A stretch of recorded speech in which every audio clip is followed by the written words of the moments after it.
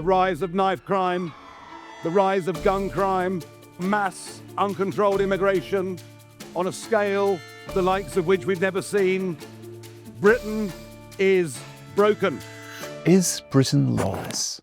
Unless we start deporting people, I predicted this would turn into, and yes, I use the word, invasion. Nigel Farage has had a very effective summer.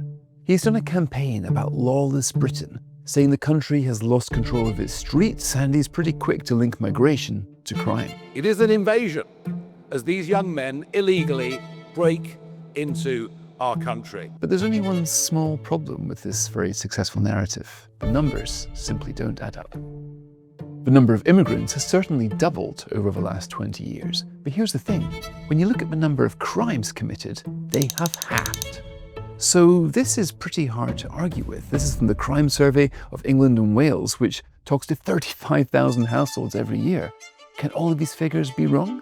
This is impossible to reconcile with the idea of a migrant-driven crime wave.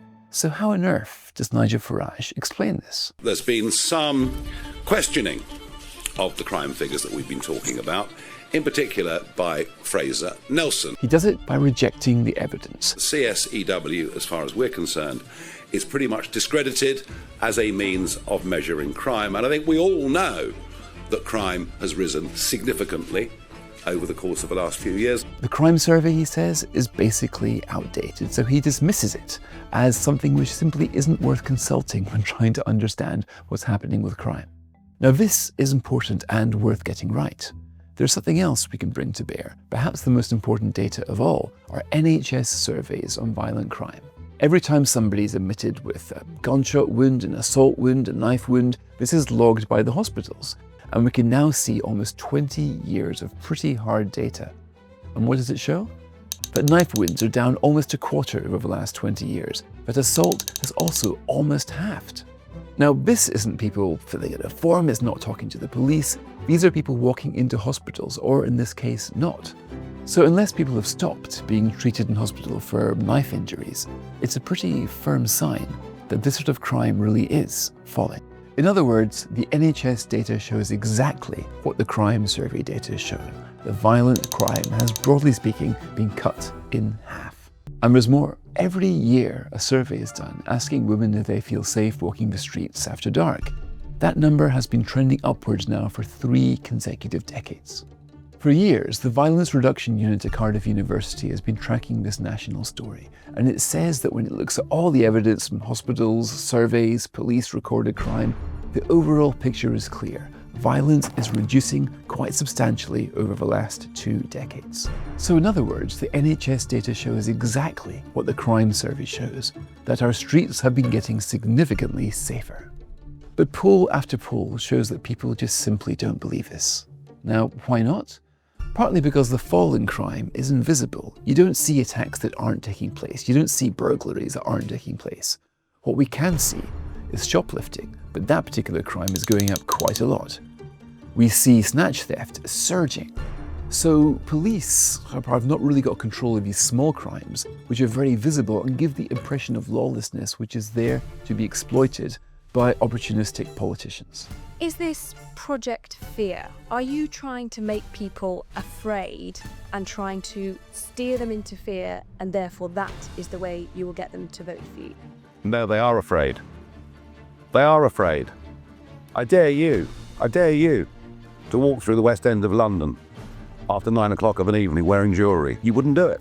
You know that I'm right. You wouldn't do it. This is especially visible when social media is anxious to amplify individual crimes, suggesting that they're representative of the whole nation.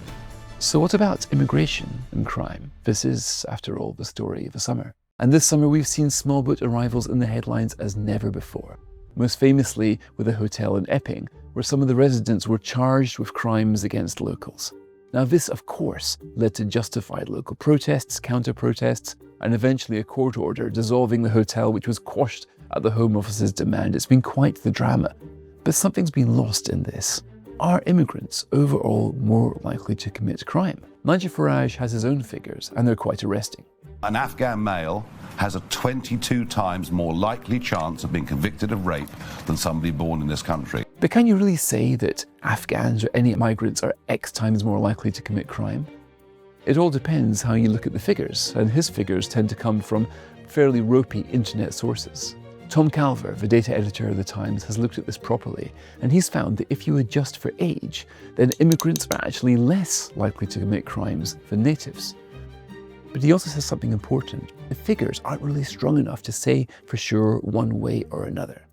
Now, if the Home Office isn't properly doing these maths, then you can expect politicians to fill the void. Illegal migrants crossing the Channel are 24 times more likely to end up in British jails than British-born citizens. Yet this government allows thousands of unvetted males to enter this country who are going to commit horrific crimes like rape and murder, and there's some potential terrorists amongst them. But on violent crime, we have good data, solid data, NHS data, and that is unequivocal.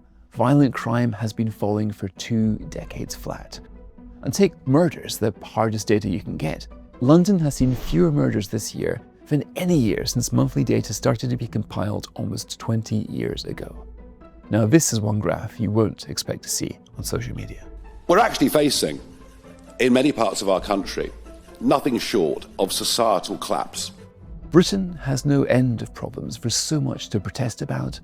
But when it comes to violent crime, yes, we've got too much of it, but we also have got less of it than any time in a generation. It makes sense for Nigel Farage to claim otherwise. Politically, he's a first-class entrepreneur. It suits him to say that there is such a thing as lawless Britain, that we have lost control of the streets. It just doesn't make sense for the rest of us to believe him.